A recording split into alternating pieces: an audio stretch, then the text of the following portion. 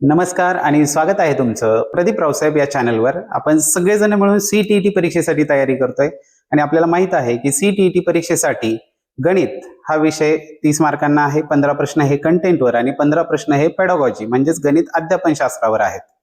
तुलनेनं कंटेंटचे प्रश्न फार सोपे आहेत, पण पेडॉगॉजीच्या प्रश्नांमध्ये नेमकं काय विचारलं जाणार, त्यासाठी काय अभ्यास केला पाहिजे याबाबत मात्र आपल्याला थोडा संभ्रम आहे.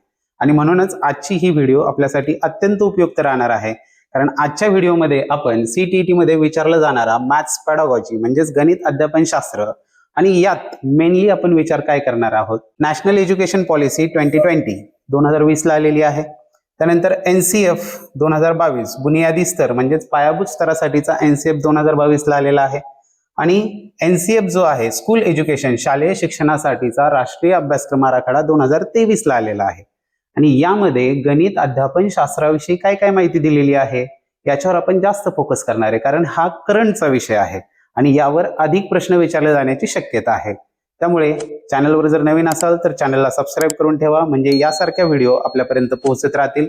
आणि आपल्या या चॅनलवर सीटीईटी जानेवारी 2024 मध्ये झालेल्या पेपरमधील गणित विषयाचे 30 पैकी 30 प्रश्न, सीटीईटी जुलै 2024 मध्ये झालेल्या पेपरमधील गणित विषयाचे 30 पैकी 30 प्रश्न आणि सीटीईटी डिसेंबर 2024 मध्ये झालेल्या पेपरमधील गणित विषयाचे 30 पैकी 30 प्रश्न अत्यंत सोप्या पद्धतीने सोडून दाखवलेले आहेत. हा लेटेस्ट झालेले 3ही पेपर आहेत, त्यामुळे या व्हिडिओ देखील आपण अवश्य पहा. या नक्कीच आपल्याला फायद्याच्या राहणार आहेत. या 3ही व्हिडिओच्या लिंक खाली आपल्याला डिस्क्रिप्शन बॉक्समध्ये दिलेल्या आहेत, त्यामधून आपण या व्हिडिओज पाहू शकता. वेळ न घालवता सुरू करूया. सीटीईटी मधील गणित अध्यापनशास्त्रासाठी काय अभ्यास करायचा, अत्यंत महत्त्वाची राहणार आहे ही व्हिडिओ, कारण यामधून आपली 15 मार्कांची मॅथ्स पेडॉगॉजीची पूर्ण तयारी होणार आहे. चला तर मग सुरुवात करूया. पाहूयात आजच्या व्हिडिओमध्ये आपण मुख्यत्वे कशावर भर देणार आहोत. सुरुवातीला आपण पाहणार आहोत पाठ्यक्रम और शिक्षणशास्त्रीय संरचना में परिवर्तन. एनईपी मुळे पाठ्यक्रम आणि शिक्षणशास्त्रीय रचना जी आहे यामध्ये काय बदल झालेला आहे. राष्ट्रीय शिक्षा नीती म्हणजेच एनईपी 2020 ची प्रमुख विशेषता आहे, त्याची वैशिष्ट्य काय आहेत. एनईपी सगळ्या एनईपीची वैशिष्ट्य एकदम थोडक्यात सांगणार आहे तुम्हाला. त्यानंतर नवोन्मेषी शिक्षणशास्त्र म्हणजेच नाविन्यपूर्ण शिक्षणशास्त्र, शिक्षणशास्त्रामध्ये अध्ययन अध्यापन प्रक्रियेमध्ये नेमके काय बदल झालेले आहेत. त्यानंतर एनईपी आणि एनसीएफ नुसार गणिताची काय परिभाषा केलेली आहे, गणित म्हणजे काय आहे. त्यानंतर आजच्या संदर्भामध्ये गणिताचा इम्पॉर्टन्स काय आहे की जो एनईपी एनसीएफ मध्ये सांगितलेला आहे. पुढे पाहणार आहोत गणित शिक्षण के 5 मुख्य उद्देश. एनईपी एनसीएफ मध्ये गणित शिक्षणाचे कोणते 5 प्रमुख उद्देश सांगितलेले आहेत, मेन ऑब्जेक्टिव्ह. पुढे पाहणार आहोत गणितीय ज्ञान की विशेषताएं की मॅथमॅटिकल नॉलेजची कॅरेक्टरिस्टिक्स विशेषताएं काय असतात. त्यानंतर पाहणार आहोत शिक्षण के लिए निहितार्थ म्हणजे इम्प्लिकेशन्स फॉर टीचिंग, तर गणिताचं प्रत्यक्ष शिकवत असताना इम्प्लिमेंटेशन कसं केलं पाहिजे. नंतर पाहणार आहोत गणित शिक्षण की विधिया, गणित शिकवण्याच्या वेगवेगळ्या अध्यापन पद्धती कोणत्या आहेत की ज्यावर बरेच प्रश्न येतात. पुढे पाहणार आहोत शिक्षण अधिगम सामग्री म्हणजेच काय, एलटीएम. एलटीएम म्हणजेच काय, लर्निंग टीचिंग मटेरियल्स. गणितासाठी कोणकोणतं शैक्षणिक साहित्य आपण वापरू शकतो. त्यानंतर पाहणार आहोत आलेख के प्रकार और उपयोग, आलेखाचे वेगवेगळे प्रकार आणि त्यांचा वापर कशासाठी होतो, त्याचं महत्व काय, यावरही दरवर्षी हमखास प्रश्न आलेला आहे.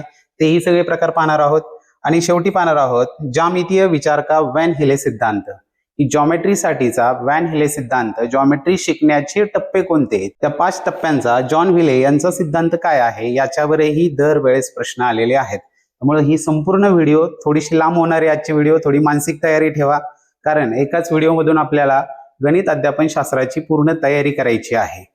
मागच्या व्हिडिओमध्ये तुम्ही केलेल्या लाईक्स आणि कमेंट्स इतक्या भरभरून आल्या की त्याचा एक कुठेतरी नैतिक जबाबदारी मला वाटल्यासारखं वाटलं आणि त्यामुळे पुढची व्हिडिओ आपण केलीच पाहिजे आणि आपल्या या सर्व सहकाऱ्यांना मदत केली पाहिजे, त्यांना सहकार्य झालं पाहिजे, म्हणून आजची व्हिडिओ तुमच्यापर्यंत घेऊन आलेलो आहे. आजच्याही व्हिडिओला तुमच्या लाईक्स, तुमच्या कमेंट्स याची मी नक्की वाट पाहिल, कारण ती प्रेरणा असते माझ्या पुढच्या व्हिडिओसाठी. चला तर मग सुरुवात करूया. पुढे आहे पाठ्यक्रम और शिक्षणशास्त्रीय संरचना में परिवर्तन. एनईपी मध्ये पाठ्यक्रमात तर बदल झालेलाच आहे, त्याचबरोबर शिक्षणशास्त्रीय संरचना म्हणजे अभ्यासाचे जे शालेय टप्पे जे होते यामध्ये देखील बदल झालाय. पूर्वी 10वी 12वी ग्रॅज्युएशन असे टप्पे होते, आता मात्र हा स्तर बदलून 5+3+3+4 असा झालेला आहे. मग पहिली 5 वर्ष कोणती, तर त्यातली 3 वर्ष जी आहेत ती अंगणवाडी आणि बालवाटिकेची आहेत. एनईपी येण्यापूर्वी अंगणवाडी बालवाटिका या 3 वर्षांचा विचार केलेला नव्हता, यांच्यासाठी स्पेशल अभ्यासक्रम नव्हता, पण आता मात्र यांच्यासाठी स्पेशल अभ्यासक्रम तयार करण्यात आलेला आहे. पुढची 2 वर्ष म्हणजेच इयत्ता 1ली-2रीची आणि यामध्ये 6 ते 8 या वयोगटातले विद्यार्थी आहेत. या स्तराला पायाभूत स्तर म्हटलेला आहे, त्यालाच आपण फाउंडेशनल स्टेज असं म्हणतो, त्यालाच हिंदीमध्ये बुनियादी स्तर असं म्हटलेलं आहे. आणि या पहिल्या 5 वर्षांमध्ये बहुस्तरीय अध्यापन, खेल एवं गतिविधी आधारित, खेळावर आधारित आणि गतिविधी म्हणजेच काय, प्रत्यक्ष ऍक्टिव्हिटीज करून विद्यार्थ्यांना शिकण्याची यामध्ये संधी उपलब्ध करून द्यायची आहे. पुढचा जो टप्पा आहे तो म्हणजे पूर्वतयारी स्तर, तो 3 वर्षांचा, त्यालाच प्रिपरेटरी स्टेज असं म्हटलेलं आहे. आणि ही 3 वर्ष म्हणजे कोणती, तर 3री ते 5वीची. 3री ते 5वी मध्ये कशावर भर दिलाय, तर खेळावर दिलाय. कोश तथा गतिविधी आधारित एवं पारस्परिक इंटरॅक्टिव्ह कक्षा शिक्षण, म्हणजे विद्यार्थ्यांशी प्रत्यक्ष चर्चा करून त्यांच्याशी डिस्कशन करून शिकण्यावर, खेळावर आधारित, खोज म्हणजेच नवीन शोध लावणं आणि गतिविधी आधारित म्हणजेच प्रत्यक्ष हँड्स ऑन ऍक्टिव्हिटीजला इथे महत्व दिलेलं आहे. एकूणच एनईपी एनसीएफ मध्ये प्रत्यक्ष करून पाहण्यावर भर दिलेला आहे. त्याच्या पुढचा स्तर जो आहे तो म्हणजे मध्य किंवा पूर्व माध्यमिक स्तर असं याला म्हटलंय, त्यालाच मिडल स्टेज असं म्हटलंय. आणि यामध्ये 3 वर्ष कोणती, तर इयत्ता 6वी ते 8वी ही 3 वर्ष यात येणार आहे. यामध्ये प्रत्यक्ष शाळेत असणारे विषय विज्ञान, गणित, कला, सामाजिक विज्ञान, मानव विकास यांचं अनुभवातून शिक्षण द्यायचं आहे. प्रत्यक्ष अनुभव देऊन शिक्षण द्यायचं आहे. भोकमपट्टीला काढून टाकलेलं आहे. प्रत्यक्ष अनुभव देणं, प्रत्यक्ष करून पाहणं याला महत्व दिले. याच्यावर आधारित प्रश्न असणार आहेत पेडागॉजीमध्ये. त्यावेळेस एक कॉमन गोष्ट आपल्या लक्षात असली पाहिजे की एनईपी एनसीएफ मध्ये भोकमपट्टी बाजूला काढली, प्रत्यक्ष करून पाहणं, प्रत्यक्ष अनुभव घेणं याला भर दिलाय. या 6वी ते 8वी मध्ये काय होतं, तर या पातळीला विद्यार्थी आल्यावर अमूर्त पातळीचा विचार करू शकतो, म्हणजे कल्पनाशक्ती त्याची विकसित होते. म्हणूनच भूमितीसारखे विषय जे आहेत हे 6वी ते 8वी पासून त्यांचं प्रत्यक्ष अध्यापन चालू होतं. त्याच्या खालीही भूमितीचं होतं, पण ती पूर्वतयारी असते. सगळ्यात वरचा जो स्तर म्हटले यामध्ये तो 4 वर्षांचा, तो म्हणजे माध्यमिक स्तर, त्याला सेकंडरी स्टेज असं म्हटलेलं आहे. या सेकंडरी स्टेजमध्ये इयत्ता 9वी ते 12वी, 9वी, 10वी, 11वी, 12वी ही 4 वर्ष यांचं क्लब होणार आहे. यामध्ये काय बहुविषयक अध्ययन आहे, उच्चस्तरीय आलोचनात्मक सोच, उच्च स्तराची आलोचना म्हणजेच काय, क्रिटिकल थिंकिंग, हायर लेवलचं क्रिटिकल थिंकिंग विद्यार्थ्यांना करता आलं पाहिजे. यात लचीलापण ठेवलेला आहे. लचीलापण म्हणजेच काय, फ्लेक्झिबिलिटी ठेवलेली आहे. विद्यार्थी त्याच्या आवडीनुसार विषय निवडू शकतो. अत्यंत थोड्या वेळामध्ये मी तुम्हाला एनईपी 2020 मध्ये या संरचनेमध्ये झालेला जो बदल आहे तो सांगितलेला आहे. चला पुढे जाऊया आपण. पुढे आहे एनईपी म्हणजेच राष्ट्रीय शिक्षा नीतीची प्रमुख विशेषताएं काय आहेत. पहिला आहे विविधता और स्थानीय परिस्थितियों का सन्मान. तर यामध्ये विविधतेला भर दिलेला आहे. सर्व पाठ्यक्रमात शिक्षणशास्त्र आणि नीतियों में विविधता म्हणजे त्यामध्ये व्हरायटी आणलेली आहे आणि स्थानीय संदर्भ के प्रति सन्मान स्पष्ट रूप में दिखाई देता है. तर त्या ठिकाणची असणारी भौगोलिक, सांस्कृतिक, ऐतिहासिक जी पार्श्वभूमी आहे याला या एनईपी मध्ये महत्व देण्यात आलेलं आहे. पुढचं आहे समता और समावेशन. सभी शैक्षणिक निर्णयों का सबसे महत्वपूर्ण आधार समता और सर्वसमावेशिता आहे. समता म्हणजे काय, समता आणि समानता यामध्ये फरक आहे. समानतेमध्ये प्रत्येकाला एक ठरलेलाच नियम लागू असतो, पण समता म्हणजे काय असतं, तर प्रत्येकाला त्याच्या योग्यतेप्रमाणे संधी उपलब्ध करून देणं. आणि सर्वसमावेशिता म्हणजे यामध्ये शिक्षणापासून कोणीही वंचित नाही राहिलं पाहिजे. 10वीला एक साधारण घरातला विद्यार्थी आहे आणि एक उच्चभ्रू घरातला विद्यार्थी आहे, दोघांनाही 90% पडले तरी दोघांचे करिअर मात्र पुढे जाऊन वेगवेगळे होतात. पण एनईपी असं म्हणतं की प्रत्येकाला संधीची समानता मिळाली पाहिजे. पुढचा आहे सामाजिक सहभाग. कि लोक हितकारी, निजी तथा सामाजिक सहभाग को प्रोत्साहन सुविधा प्रदान की जाती है. म्हणजे यामध्ये समाजाचा देखील ऍक्टिव्ह असा सहभाग घेतला जाणार आहे आणि त्याला अधिक प्रोत्साहन दिलं जाणार आहे. त्याच्या पुढे आहे प्रौद्योगिकी का उपयोग. प्रौद्योगिकी म्हणजेच काय, माहिती तंत्रज्ञानाचा, इन्फॉर्मेशन टेक्नॉलॉजीचा यामध्ये भरपूर उपयोग केला जाणार आहे. त्यामध्ये एआय आहे, मशीन लर्निंग आहे. त्यातला एक महत्वाचा शब्द लक्षात ठेवा, कम्प्युटेशनल थिंकिंग. कम्प्युटेशनल थिंकिंगला देखील यामध्ये महत्व देण्यात आलेलं आहे. आणि हे कशासाठी वापरायचंय, तर अध्ययन अध्यापन में भाषाई बाधाओं को दूर करने के लिए. भाषा वेगळी आहे म्हणून एखाद्या शिक्षणापासून विद्यार्थी वंचित नाही राहायला पाहिजे. दिव्यांग विद्यार्थ्यांसाठी या टेक्नॉलॉजीचा सपोर्ट होणार आहे. त्यानंतर शैक्षणिक योजना और प्रबंधन में उपयोग किया जाएगा. प्रबंधन म्हणजेच काय, मॅनेजमेंट, व्यवस्थापन जे आहे यामध्ये या इन्फॉर्मेशनल टेक्नॉलॉजीचा म्हणजेच तंत्रज्ञानाचा वापर केला जाणार आहे. पुढे आहे संकल्पनात्मक समज म्हणजे कन्सेप्च्युअल अंडरस्टँडिंग. विद्यार्थ्यांना संकल्पना किती क्लिअर होतात. रटंत विद्या म्हणजेच काय, घोकमपट्टी आणि केवळ परीक्षा केंद्रित अध्ययन यावर जोर द्यायचा नाहीये, तर कशाला द्यायचा आहे, गहरी संकल्पनात्मक समझ पर बल दिया जाए. हे बेसिक आहे आणि याच्यावर ऍप्लिकेशनचे प्रश्न आपल्याला पेडागॉजी मध्ये विचारले जाणार आहेत. पुढे आहे जन्मजात क्षमता आहे, म्हणजे प्रत्येक विद्यार्थ्यामध्ये जन्मजात काही क्षमता असतात. थोडक्यात तो विद्यार्थी शाळेत येताना त्याचं काहीतरी पूर्वज्ञान आधी तयार झालेलं असतं आणि त्या पूर्वज्ञानाला गप्प न बसून ठेवता त्या पूर्वज्ञानाचा उपयोग पुढील शिक्षणासाठी कसा करता येईल, हा याच्यावरच आधारित ऍप्लिकेशनचा प्रश्न पेडागॉजीत येणार आहे. मग या क्षमता पहचान करणं, ओळखणं, उनका अन्वेषण करणं म्हणजे शोध घेणं, या बालकाच्या अंगी कोणत्या क्षमता आहेत आणि उन्हें विकसित करणं, त्यांचा विकास करणं हे एनईपी मध्ये अपेक्षित आहे. पुढचं आहे आलोचनात्मक चिंतन और सृजनशीलता. तर आलोचनात्मक चिंतन म्हणजेच काय, क्रिटिकल थिंकिंग डेव्हलप करणं. क्रिटिकल थिंकिंग हा शब्द खूप वेळा येणार आहे. क्रिटिकल थिंकिंग, क्रिएटिव्ह थिंकिंग हे वारंवार येणार आहेत. आणि रचनात्मकता को प्रोत्साहित करणं. रचनात्मकता म्हणजेच काय, सृजनशीलता म्हणजेच काय, नवीन तयार करणं. क्रिएटिव्ह थिंकिंगला विकसित करायचे. पुढे आहे सतत समीक्षा म्हणजेच काय, मूल्यांकन हे सतत करायचं आहे, सातत्यपूर्ण सर्वंकष करायचं आहे, 360 मध्ये करायचं आहे. त्याला वर्ड आलेला आहे HPC म्हणजेच काय, होलिस्टिक प्रोग्रेस कार्ड.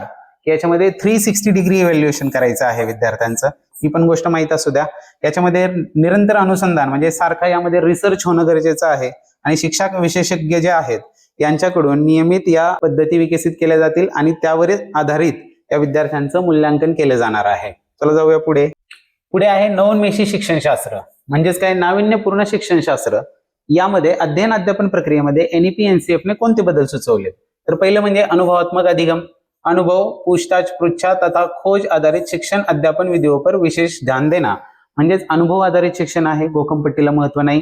पृच्छा म्हणजेच काय, इन्क्वायरी बेस्ड लर्निंग. विद्यार्थ्यांना प्रश्न विचारायला शिकवायचे, प्रश्न विचारायला प्रवृत्त करायचे, त्यातून शोध घेण्यासाठी विद्यार्थ्यांना प्रवृत्त करायचे आणि त्यातून विद्यार्थ्यांना शिकू द्यायचं आहे. यावरही आधारित ऍप्लिकेशन लेवलला प्रश्न विचारले जातील. एखादी परिस्थिती दिली जाईल आणि त्यामध्ये तुम्ही काय केलं पाहिजे असा प्रश्न असेल तर तिथं आपल्याला हे बेसिक माहित पाहिजे की आपल्याला अनुभवावर आधारित त्यातला ऑप्शन कोणता आहे. पृच्छा म्हणजे इन्क्वायरी बेसवर कोणता ऑप्शन आहे, नवीन शोध घेण्यावर कोणता ऑप्शन आहे, तोच ऑप्शन त्यामध्ये योग्य येणार आहे. पुढे आहे एकीकृत शिक्षणशास्त्र. एकीकृत म्हणजे एकात्मिकीकरण केले, कला, खेल, कथाकथन तथा आईसीटी सूचना एवं प्रौद्योगिकी को एकीकृत करते हुए शिक्षण. म्हणजे शिक्षणामध्ये वेगवेगळ्या विषयांमध्ये कोणताही भेदभाव नाही केलेला, तर या विषयांचं एकत्रीकरण करून त्यांचं एकात्मिकीकरण करून आयसीटीच्या माध्यमातून या विद्यार्थ्यांना हे शिक्षण दिलं जाणार आहे. पुढे आहे समवयस्क अध्ययन को प्रोत्साहन. म्हणजे शिक्षकांच्या देखरेखीमध्ये वैकल्पिक आणि आनंददायक गतिविधीमध्ये समवयस्क के साथ अध्ययन को बढ़ावा देना. म्हणजे त्याला सहाध्यायी असं म्हणतो आपण. तर ह्या सहाध्यायी आपल्या वर्गात असणाऱ्या इतर विद्यार्थ्यांबरोबर शिक्षण घेणं, त्यांच्याकडून एकमेकांच्या अनुभवांची देवाणघेवाण करणं, एकमेकांच्या समस्या सोडून घेणं. एवढंच नाही तर HPC म्हणजे 360 डिग्री इव्हॅल्युएशन मध्ये असं सांगितलंय की सहाध्यायीकडून देखील त्या विद्यार्थ्याचं मूल्यांकन होणार आहे, त्याच्या पालकांकडून देखील मूल्यांकन होणार आहे, त्याला शिकवत असणाऱ्या शिक्षकांकडूनही मूल्यांकन होणार आहे आणि त्या विद्यार्थी देखील स्वतःचं मूल्यांकन करणार आहे. असं त्या विद्यार्थ्याचं 360 डिग्री इव्हॅल्युएशन केलं जाणार आहे. पुढे आहे समान महत्व. तर कशाला महत्व दिलेलं आहे, तर पाठ्यक्रमागत, पाठ्यक्रम के अंतर्गत तथा पाठ्यक्रम के बाहर के क्षेत्रों में किसी भी प्रकार का कठोर भेद नहीं किया जाएगा. म्हणजे एका विषयाचा अभ्यासक्रम आणि दुसऱ्या विषयाचा अभ्यासक्रम यात भेद केला जाणार नाही. तर याच्यामध्ये त्या ठिकाणी असणारी स्थानिक परिस्थिती असेल, त्या विषयाचं लोकल टू ग्लोबल नॉलेज जे आहे याचा त्यामध्ये अंतर्भाव असणार आहे. त्यात कोणताही भेदभाव केला जाणार नाही. विषय चयन की स्वतंत्रता हे आपण पाहिलं की सेकंडरी स्टेज जी आहे त्यावर विद्यार्थ्यांना विषय समूहामधून स्वतःचा आवडीचे विषय निवडता येणार आहे. उच्च माध्यमिक स्तर जो आहे त्याच्यावर जर पाहिलं तर तिथं सायन्सचा विद्यार्थी देखील मराठी घेऊ शकतो, आर्ट्सचा विद्यार्थी देखील गणित घेऊन शिकू शकतो. हे बदल पुढे होणार आहेत. पुढे आहे बस्ता रहित विद्यालय. बस्ता म्हणजेच काय, दप्तर. तर दप्तराविना शाळा ही सुद्धा कन्सेप्ट राबवायची आहे. त्यासाठी आनंददायक शनिवार जो आपला आनंदी शनिवार आहे त्यासारखे उपक्रम राबवायचे आहे. पुढे प्रौद्योगिकी का उपयोग और एकीकरण. प्रौद्योगिकी म्हणजेच काय, तंत्रज्ञानाचा यामध्ये वापर करायचा आहे. 6वी से 12वी तक प्रौद्योगिकी आधारित शिक्षणशास्त्र का एकीकरण करणार. 6वी ते 12वी पर्यंत तंत्रज्ञानाचा जास्त वापर केला जाणार आहे आणि वेगवेगळ्या विषयांचं नॉलेज जे आहे हे विद्यार्थी कसे मिळवू शकतील यावर भर दिला जाणार आहे. यापुढे गणिताच्या अजून डेप्थमध्ये एनईपी एनसीएफ मध्ये स्पेशली गणिताबद्दल काय सांगितलेलं आहे. तसं आतापर्यंत सांगितलेलं देखील गणिताशी रिलेटेड होतं, पण स्पेशली गणितासाठी अजून काय सांगितलेलं आहे ते आता पाहणार आहोत आपण. त्यामध्ये सुरुवातीला आहे गणित काय आहे, व्हॉट इज मॅथमॅटिक्स. तर गणित काय आहे याची व्याख्या काय करण्यात आलेली परिभाषा आहे, तर पॅटर्न खोजणे और समझाने की कला एवं विज्ञान. पॅटर्न शोधणं, सगळं गणित जे आहे हे पॅटर्न वरून तयार झालेलं आहे, आकृती बंधांवरून तयार झालेलं आहे. म्हणजे संख्या सुद्धा आकृती बनवून झाल्या की एक मध्ये अजून काहीतरी मिळवलं पुढची संख्या मिळते, त्यात अजून काहीतरी मिळवलं पुढची संख्या मिळते आणि हे टप्प्याटप्प्याने वाढत जातं. हे आकृतीबंध, यातली बेरीज क्रिया असेल, वजाबाकी असेल, गुणाकार असेल, गुणाकार म्हणजेच परत परत केलेली बेरीज, तो सुद्धा एक आकृतीबंधच आहे. आकृतीबंध हा फक्त जॉमेट्रीमध्ये भूमितीतच असतो असा नाही, तर संपूर्ण गणित हे आकृतीबंधावर काम करतं. आता अलीकडे जे आपण AI पाहतोय, तर AI सुद्धा काय करतं, आकृतीबंधावर काम करतं.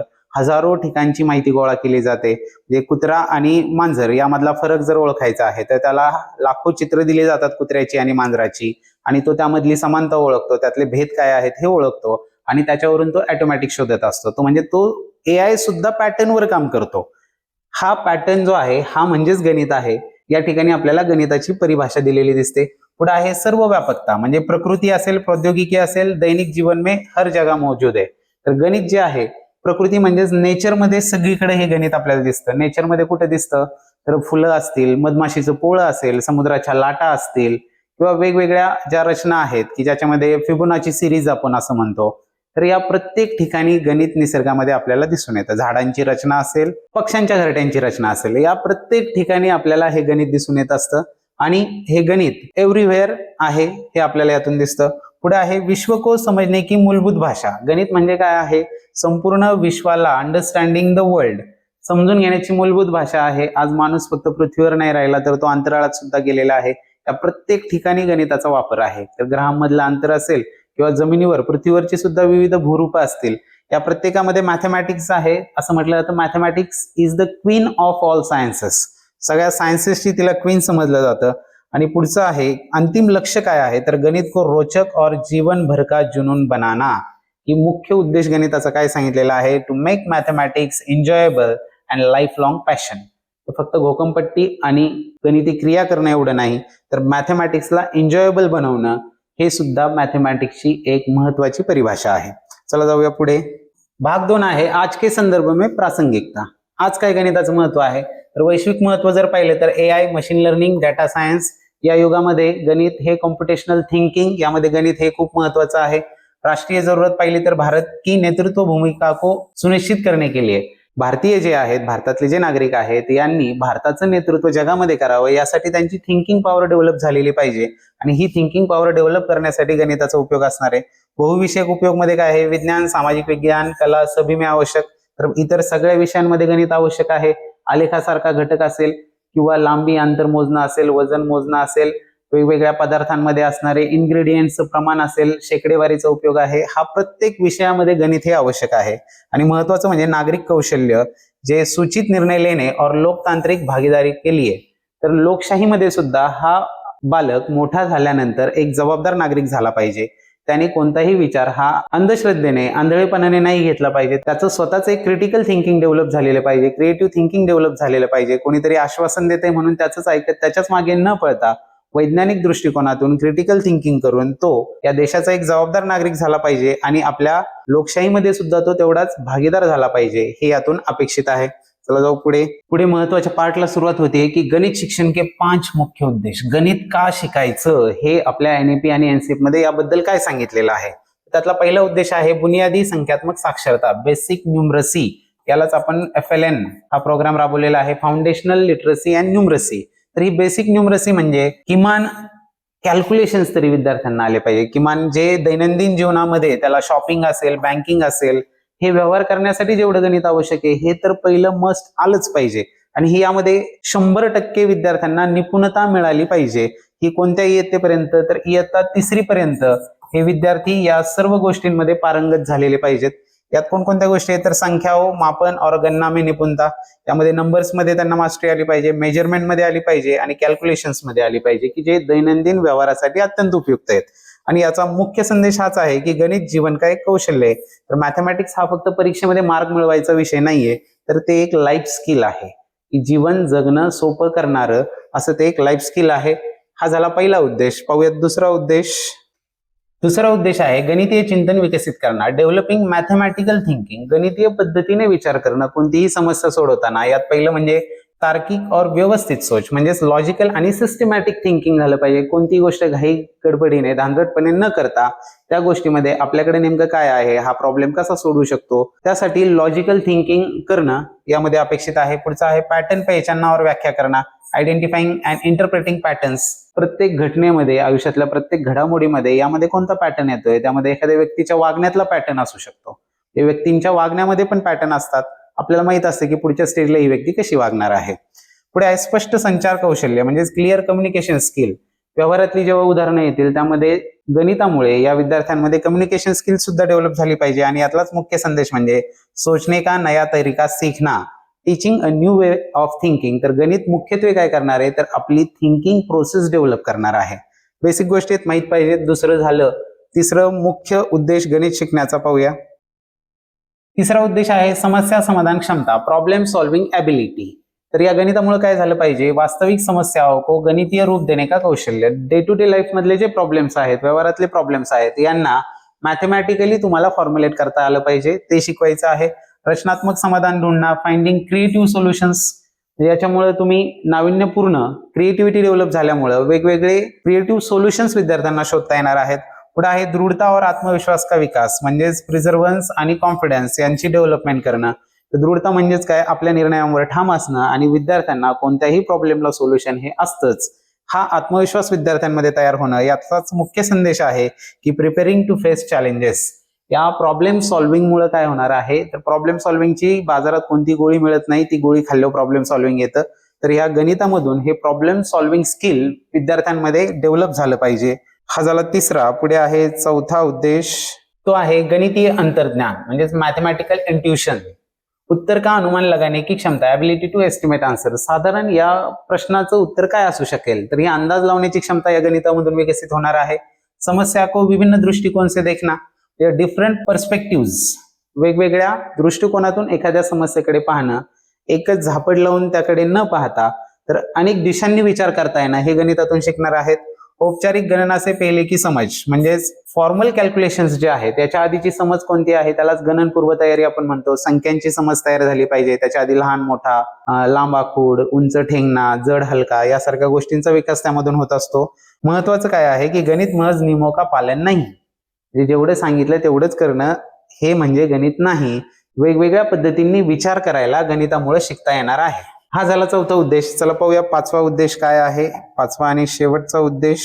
आणि पाचवा उद्देश आहे की गणित का शिकायचं, तर आनंद, जिज्ञासा और आश्चर्य, जॉय, क्युरियोसिटी आणि वंडर.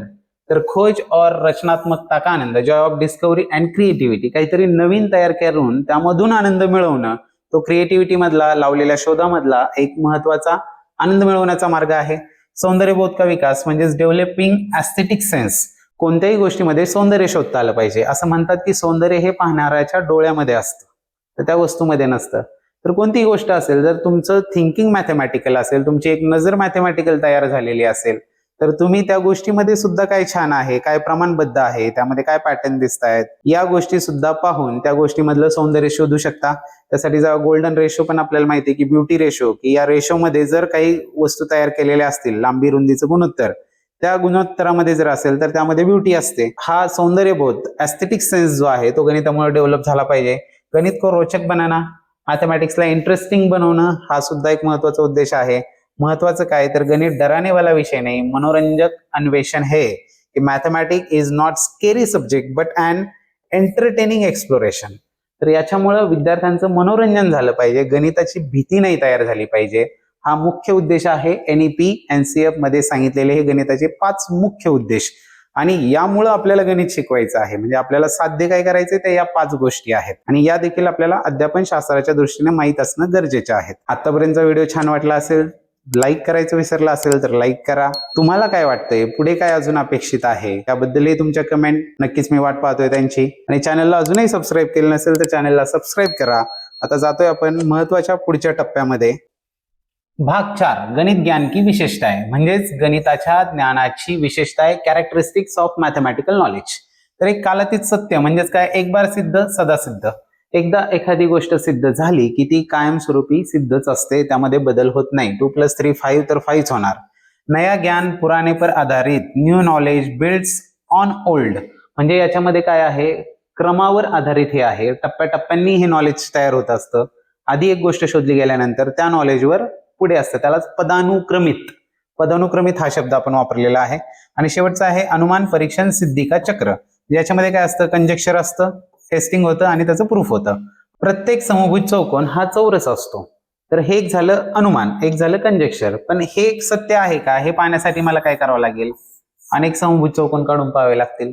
आणि असे समभुज चौकोन काढत काढत जेव्हा असं होईल की त्या समभुज चौकोनाचे चारीही कोन काटकोन आहेत, समभुज म्हणजे चारी बाजू समान, तेव्हा तो चौरस होईल, तेव्हा त्याचं प्रूफ द्यावं लागेल.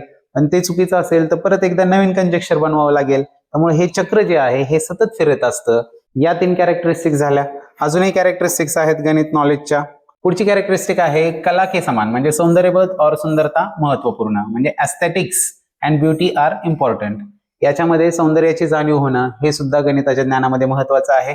आणि पुढे आहे अंतर्ज्ञानचे प्रारंभ कठोर प्रमाणात, म्हणजे सुरुवात जे होते ते पूर्वज्ञानातून होते, बेसिक नॉलेज पासून होते, त्यापासून तर टॉपमोस्ट शोधापर्यंत हे मॅथमॅटिक्सचं नॉलेज जाऊ शकतं. पुढे भाग 5 आहे शिक्षण के लिए निहितार्थ, इम्प्लिकेशन्स फॉर टीचिंग.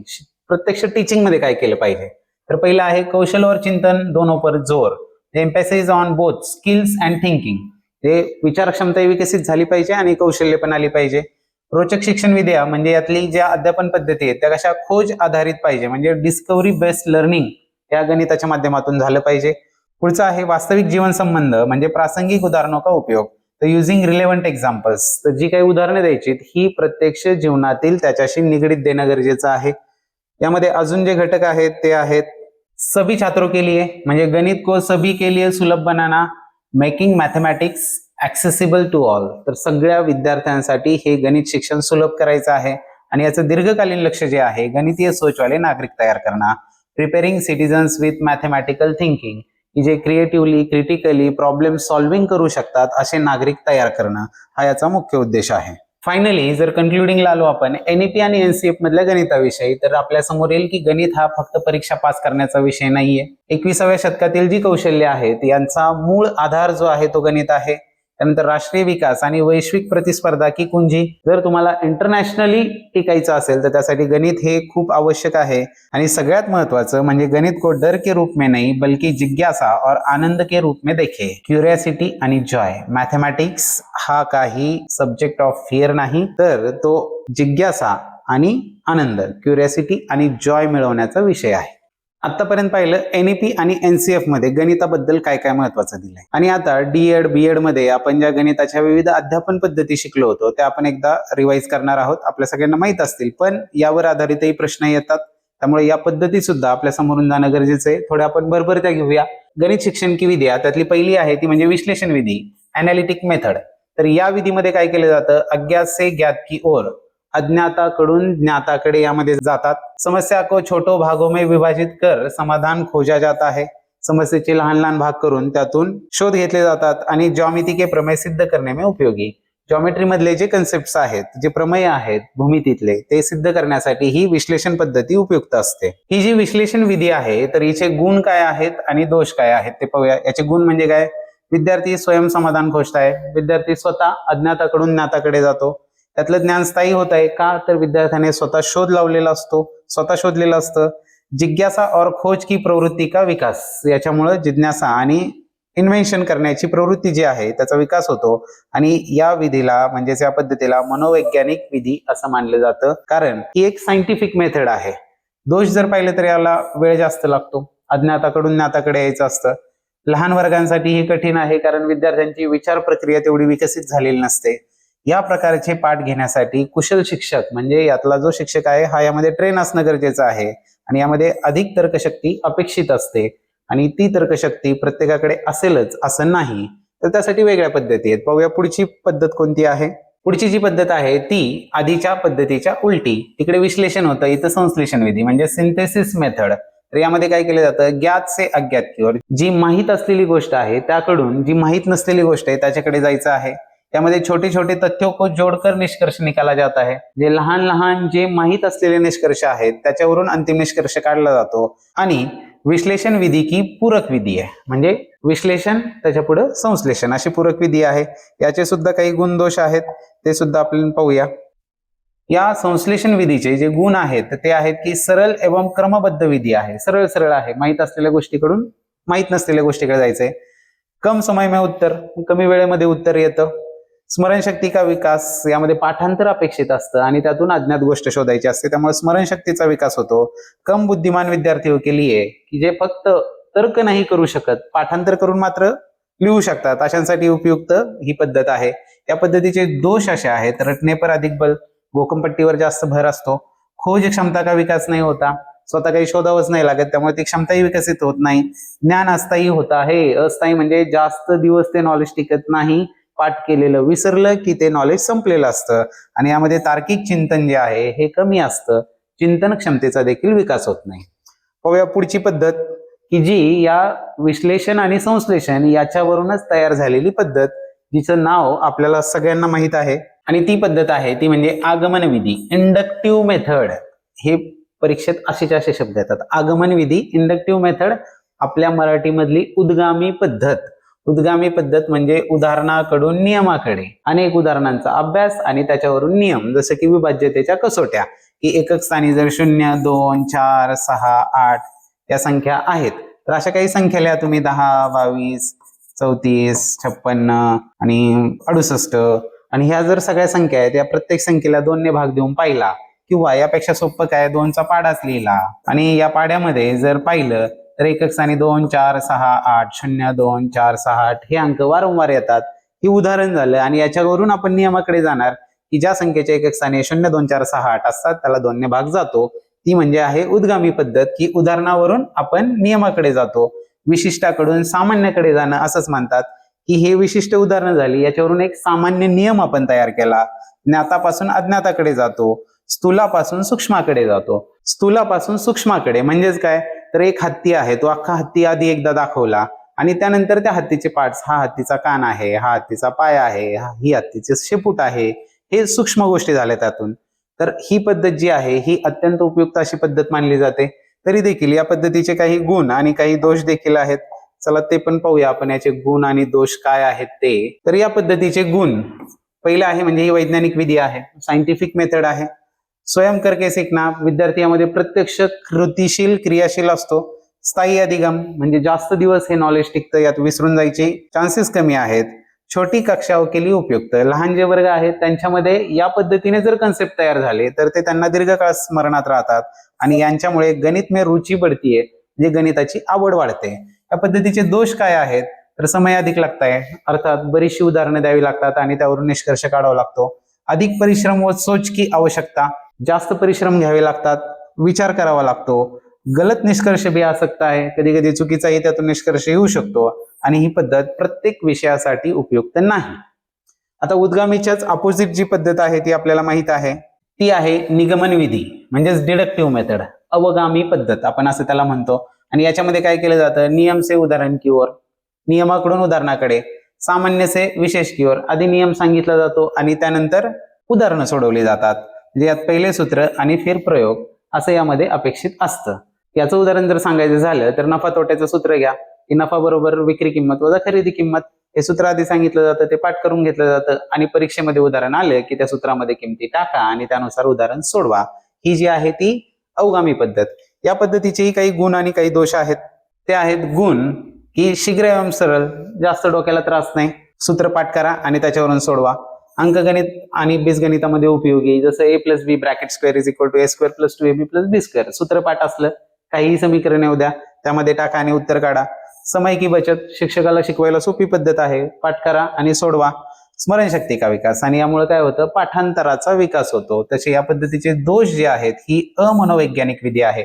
पाठांतर करणं हे मनोवैज्ञानिक नाही. रटने पर बल, भोकमपट्टीवर भर दिला जातो, आणि ज्ञान स्थायी नाही रहता, म्हणजेच यामधून मिळालेलं नॉलेज एकदा सूत्र विसरलं की सगळी गाडी ढासळली. त्यामुळे या पद्धतीला अमनोवैज्ञानिक म्हटलंय, आणि या पद्धतीचा कमी वापर करावा असं NEP आणि NCF मध्ये देखील सांगितलेलं आहे.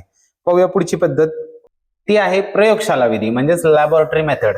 आता प्रत्येक शाळांमध्ये मॅथमॅटिक्स लॅब्स तयार झालेले आहेत, आणि या पद्धतीचा वापर त्या ठिकाणी केल्यावर काय होतं, करके सीखने पर आधारित, प्रत्यक्ष विद्यार्थ्यांनी कृती करणे या ठिकाणी अपेक्षित आहे. उपकरणों की सहायता से नियमों की जांच, की याच्यामधून काय केले जातात, सूत्र जे आहेत ही पडताळून पाहिली जातात उपकरणं वापरून, आणि यामध्ये व्यावहारिक अनुभवावर जास्त भर दिलेला आपल्याला दिसून येतो. या पद्धतीचे काही गुणदोष आहेत ते पाहूया. गुण आहेत स्थायी अधिगम, म्हणजे यातून जे शिकलेली ज्ञान आहे हे चिरकाल स्मरणात राहतं, ते स्थायी स्वरूपात राहतं. पुढचं आहे रुचिकर शिक्षण, म्हणजे शिक्षणामध्ये विद्यार्थ्यांना रुची म्हणजेच आवड तयार होते याच्यामुळे. तर्कशक्ती का विकास, प्रत्यक्ष करून पाहायचं असतं त्यामुळे तार्किक बुद्धिमत्ता जी आहे ती वाढलेली असते. आणि उपकरणों का सही उपयोग, याच्यामध्ये उपकरणं जी आहेत ही योग्य पद्धतीने वापरून त्याचा उपयोग आपल्या नॉलेजच्या बिल्डिंगसाठी केला जातो. या पद्धतीचे दोष जर पाहिले तर ही खर्चिली विधी आहे, खर्च करावा लागतो वस्तू साहित्य घेण्यासाठी.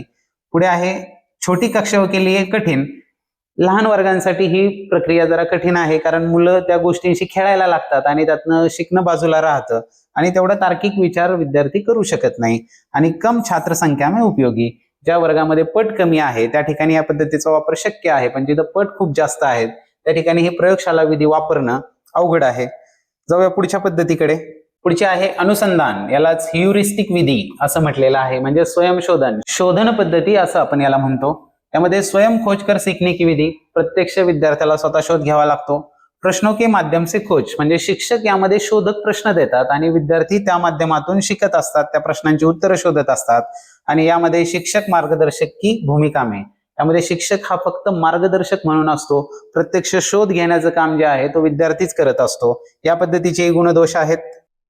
गुण पाहिले तर ते आहेत तर्क, कल्पना, निरीक्षण का विकास, यातून तर्क करणं, कल्पना करणं, निरीक्षण क्षमतेचा विकास होतो.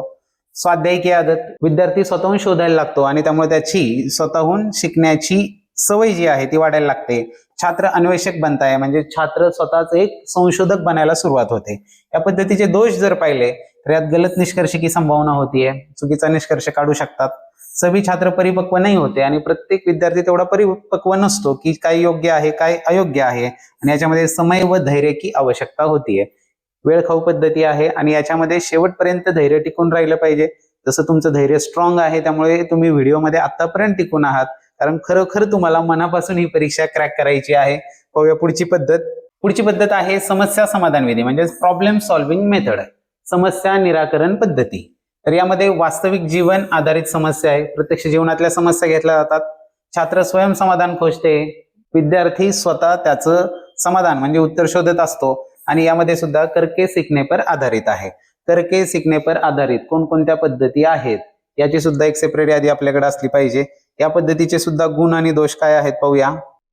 गुण जर पाहिले तर त्यात आहे वैज्ञानिक दृष्टिकोन आणि तर्कशक्ती का विकास, विद्यार्थ्यांचा वैज्ञानिक दृष्टिकोन आणि तर्क करण्याच्या क्षमतेचा विकास होतो. आत्मनिर्भरता, स्वतःहून विद्यार्थी आत्मनिर्भर व्हायला शिकतो कारण तो स्वतःहून प्रॉब्लेम सोडवत असतो. आणि निर्णय क्षमता में वृद्धी, विद्यार्थ्याची निर्णय घेण्याची क्षमता वाढत असते. या पद्धतीचे दोष जर पाहिले तर कठीण समस्या से रुची घट सकती है, खूप अवघड प्रश्न आला आणि नाही सुटला तर विद्यार्थ्यांना त्यातली आवड कमी होऊ शकते, कारण एखादी गोष्ट नाही जमली की मग ती आवडायला कमी होते, जी गोष्ट चांगली जमते ती अजून आवडायला लागते. भाषा कठीण होणे पर बाधा, जे समस्येची भाषा जर कठीण असेल तरी अडचण येते आणि अधिक समय लागताय, ही सुद्धा वेळखाऊ पद्धती आहे. पण ज्याच्यामध्ये जास्त वेळ जातो त्यातून डेव्हलपमेंटही तेवढी जास्त होत असते. चला पाहूया पुढची पद्धती. पुढची आहे प्रयोजनाविधी, म्हणजेच प्रोजेक्ट मेथड, प्रकल्प पद्धती ज्याला आपण म्हणतो. आणि याचा जनक जो होता तो होता किलपॅट्रिक. किलपॅट्रिकनी ही पद्धत शोधून काढलेली आहे. यामध्ये योजना बनाकर कार्य, योजना म्हणजे याचं नियोजन करून त्यानुसार काम केलं जातं आणि समूह कार्य पर आधारित होते. समूहामध्ये पण हे काम केलं जातं किंवा कधी कधी ते इंडिव्हिज्युअल प्रोजेक्ट सुद्धा असू शकतात. या पद्धतीचे पण काही गुणदोष आहेत ते पण पाहूया. जर गुण पाहिले तर यामध्ये काय आहे, सृजनात्मकता का विकास, म्हणजेच काय नवनिर्मितीचा यामधून विकास होत असतो. सहयोग व नेतृत्व गुण, जेव्हा ग्रुप प्रोजेक्ट मध्ये विद्यार्थी काम करतात त्यावेळेस ते नेतृत्व करायला शिकतात, एकमेकांना सहकार्य करायला शिकतात, म्हणजेच कोलॅबरेटिव्ह वर्किंग जे आहे हे यातून विकसित होतं. तर्क व निर्णय क्षमता में वृद्धी, विद्यार्थी तर्क करायला लागतात, निर्णय घेण्याच्या क्षमतेचा सुद्धा यातून विकास व्हायला लागतो. या पद्धतीचे दोष जर पाहिले तर सभी पाठों के लिए उपयुक्त नाही, सगळ्याच पाठांसाठी सगळ्या पाठ्य घटकांसाठी ही पद्धत नाही वापरू शकत. यासाठी अधिक साहित्याची गरज असते आणि ते दरवेळी उपलब्ध होईल असं नाही. चला पाहूया पुढची पद्धत. आणि पुढची जी पद्धत आहे ती म्हणजे सगळ्यात सोपी पद्धत, व्याख्यान पद्धती, लेक्चर मेथड. ही सगळ्यात सबसे प्रचलित सगळ्यात प्रसिद्ध अशी पद्धत आहे. त्यामध्ये शिक्षकाकडून विषय प्रस्तुत केला जातो आणि उदाहरण व प्रश्न उत्तर का प्रयोग किया जाता है. यात शिक्षकच बोलत राहतात, विद्यार्थी तेवढे सक्रिय नसतात. ते आपल्याला गुणदोषांमध्ये पाहायला मिळेल या पद्धतीच्या. ते गुण जर पाहिले तर सरळ एवं प्रभावी, साधी सोपी पद्धत आहे. कम समय में अधिक विषय, जसं की आता हे चालू आहे, कम समय में अधिक विषय आपण इथं कव्हर करतोय.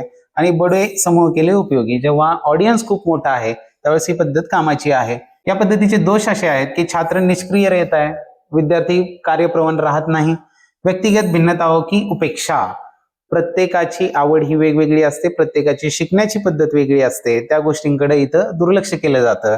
आणि करके सीखने का अभाव, यामध्ये प्रत्यक्ष कृती करायला वाव कमी असतो जे विद्यार्थी आहेत त्यांना. तरी सुद्धा सगळ्यात जास्त वापरली जाणारी पद्धत ही व्याख्यान विधी हीच आहे. पुढची पद्धत आहे खेल विधी, प्ले वे मेथड, की जी पायाभूत स्तरावर आपण वापरत आहोत, म्हणजे बुनियादी स्तरावर वापरतो. त्यामध्ये खेल के माध्यम से शिक्षण, प्रत्यक्ष खेळातून शिक्षण दिलं जातं. या पद्धतीचा जनक जो आहे तो आहे फ्रोबेल, फ्रोबेल द्वारा प्रतिपादित. आणि यामध्ये आनंदमय अधिगम, यामध्ये आनंद मिळवणे हे आधी असतं आणि त्यातून मग खेळातून पुढे शिक्षण असतं.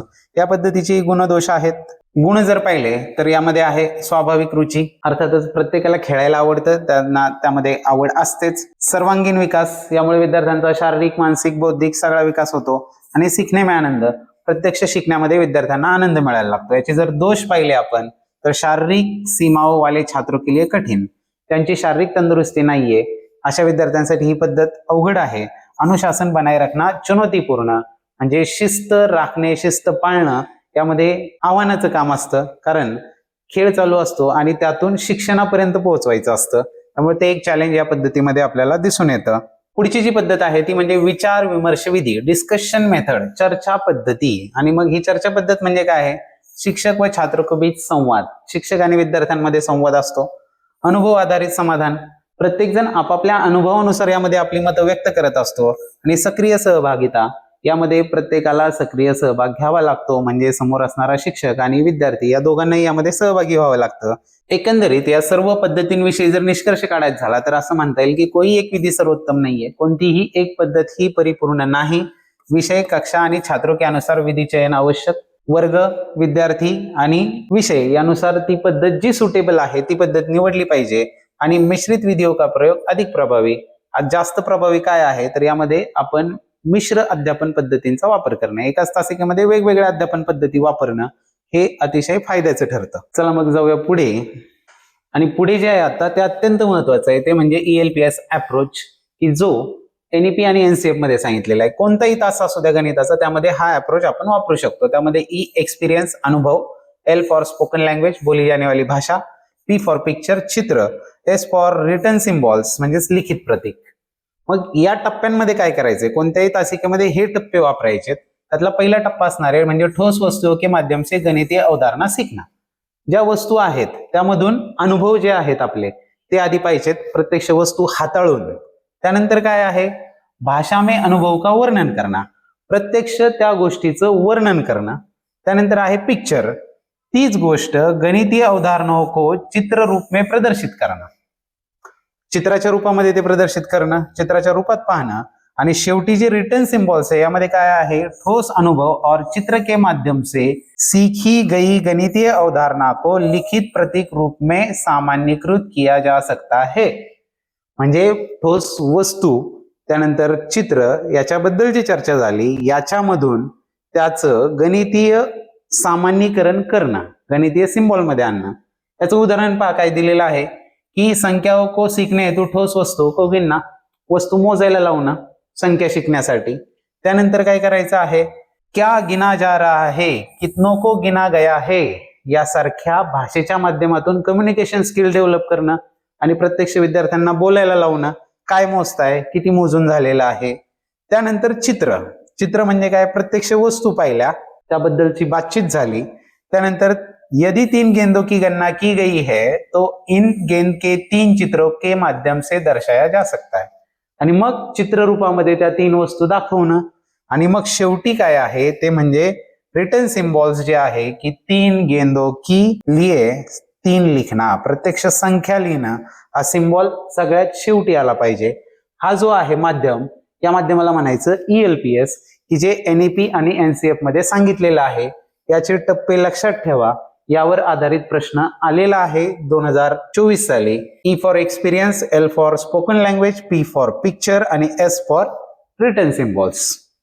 बहुतेक तरी लक्षात आलं असेल तुमच्या. पुढे आहे गणित शिक्षण संबंधी पद्धती, आणि या NEP NCF मध्ये याबद्दल काय सांगितले. पहिलं म्हणजे ती पद्धत जी आहे त्यात गणित और वास्तविक जीवन का संबंध उसमें प्रस्तावित किया जाना चाहिए. गणित सीखना बच्चों के दैनिक अनुभव से जुड़ा होना चाहिए. डेली लाईफ मध्ये जे त्यांचं व्यवहारामधलं गणित आहे हे त्या विद्यार्थ्यांना समजलं पाहिजे. वास्तविक जीवन के उदाहरण गणितीय उदाहरणों को समझने में सहायक होते हैं. दैनंदिन जीवनातलीच उदाहरणं त्यामध्ये घेतली जावीत. बच्चे गणित को उपयोगी और कर पाने योग्य मानने लगते हैं याच्यामुळे, आणि गणितीय कौशलों का वास्तविक जीवन में उपयोग करने की क्षमता विकसित होती है. जर आपल्या अध्यापन पद्धतीमध्ये या सगळ्या गोष्टी आल्या तर त्याचे होणारे फायदे या ठिकाणी सांगितलेले आहेत. पुढे अजून काही पद्धतींबद्दल NEP NCF मध्ये सांगितलंय. ते पुढे सांगितलं आहे की पूर्व ज्ञान का महत्व. पूर्व ज्ञान जे आहे विद्यार्थ्यांचं हे खूप महत्वाचं आहे. का तर बच्चे पहले से जो जानते हैं उसी पर नया ज्ञान निर्मित होता है. शिक्षण की शुरुआत बच्चों के अनुभवों और भाषा से होनी चाहिए. परिचित परिस्थितियां गणितीय सोच को सक्रिय करती हैं. म्हणजे विद्यार्थ्यांच्या विचार प्रक्रियेला चालना देते. का तर परिस्थिती जी आहे ती परिचित असते आणि अवधारणात्मक समज मजबूत होती है. जर पूर्व ज्ञानाचा योग्य वापर करून घेतला तर. यावर देखील 2024 मध्ये प्रश्न आलेला आहे. पुढे आहे समस्या समाधान के साधन के रूप में गणित. की गणिताचा प्रमुख उद्देश जो आहे तो समस्या समाधान करणं हा आहे. वास्तविक जीवन की समस्याओं को हल करने में गणित का उपयोग होना चाहिए. केवल सूत्र नहीं, सोचने की प्रक्रिया पर बल दिया जाना चाहिए, और ज्ञान और कौशल्य का अर्थपूर्ण उपयोग इसमें किया जाना चाहिए. हे आपण पाहिलं, ज्ञान आणि कौशल्य या दोघांचाही त्यामध्ये विकास होणं गरजेचं आहे, त्यांचा उपयोग होणं गरजेचं आहे.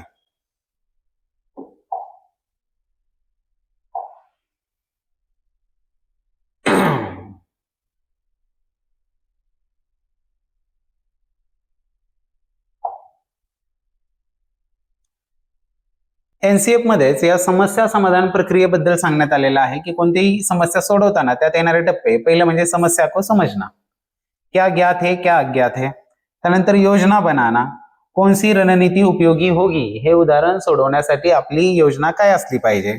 समाधान करना म्हणजे चरणबद्ध तरीके से हल करना, ती समस्या सोडवणं. समाधान की जांच और औचित्य देना. समाधान की जांच म्हणजे त्याचा पडताळा घेणं की आपण काढलेलं उत्तर हे योग्य आहे का. आणि परत शेवटी आहे उत्तर पर पुनर्विचार, रिफ्लेक्शन. याचाही विचार या समस्या समाधान प्रक्रियेमध्ये या सगळ्या गोष्टींचा विचार केलेला असतो. पुढे आहे की अध्यापन पद्धतींमध्ये काय काय गोष्टी येणं गरजेच्या आहेत त्या आपण पाहतोय. त्यातली पुढची आहे लचीली सोच और बहुरणनीतियां. म्हणजे एक समस्या के लिए अधिक हल संभव आहे. एका प्रश्नाची अनेक उत्तरं असू शकतात, त्यालाच आपण ओपन एंडेड क्वेश्चन्स म्हणतो. अलग अलग बच्चों की अलग अलग सोच. प्रत्येक विद्यार्थ्याची विचार करण्याची पद्धत जी आहे ही वेगवेगळी असू शकते. त्याचं उदाहरण पहा की 8+7 को हल करने की विभिन्न रणनीतियां. प्रत्येक विद्यार्थ्याचं 8+7 करण्याचे पर्याय वेगवेगळे असू शकतात. काही जण 8×16 करतील, त्यातून एक वजा करतील. काही जण 7×14 करतील, त्यात एक ऍड करतील. तर ही प्रत्येकाची पद्धत वेगळी असू शकते आणि आपल्याला ओढून ताणून एका पद्धतीवर नाही आणायचं आहे. तर या वेगवेगळ्या पद्धती असू शकतात. त्यातली तुला सोपी वाटणारी, तुला उपयुक्त वाटणारी पद्धत कोणती आहे ती पद्धत विद्यार्थ्यांना वापरू द्यायची आहे. शेवटी आहे बच्चों को अपनी रणनीति खोजने के लिए प्रोत्साहन देना. की अशा पद्धतीने स्वतःच्या पद्धती शोधण्यासाठी विद्यार्थ्यांना आपल्याला प्रोत्साहित करायचं आहे. पुढे आहे अध्यापन पद्धतीमध्ये गणितीय चर्चा आणि संप्रेषण हे कसं केलं पाहिजे. तर गणित की अपनी भाषा, शब्दावली और प्रतीके. गणिताची स्वतःची एक वेगळी भाषा आहे.